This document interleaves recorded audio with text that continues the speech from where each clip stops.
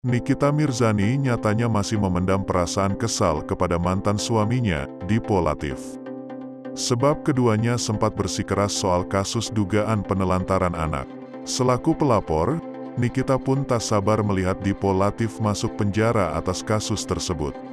Nikita pun hari ini mendatangi Polres Metro Jakarta Selatan untuk menanyakan laporannya yang masih diproses tim penyidik. Kepada awak media, aktris dan model seksi itu mengaku ingin melihat sang mantan di penjara. "Pengin, Dipo di penjara, karena dia jahat banget," ujar Nikita Mirzani di Polres Metro Jakarta Selatan, Jumat, tanggal 17 Desember tahun 2021. Niki menilai, sikap Dipo Latif kala itu menurutnya sudah kelewat batas. Tak hanya itu, Niki juga mengungkit masalah pribadinya kala masih menjalin kisah dengan Dipo Latif yang membuatnya tidak lupa akan momen tersebut hingga saat ini.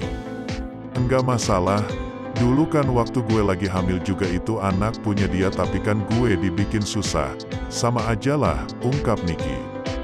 "Kalau kalian inget gue tuh udah diam, tiba-tiba dia mancing lagi kasus penggelapan yang ternyata tidak terbukti lagi karena dia sempat ajukan SP3-nya itu dibuka lagi akhirnya ditolak, berarti kan tidak terbukti," pungkasnya, sambung Nikita Mirzani.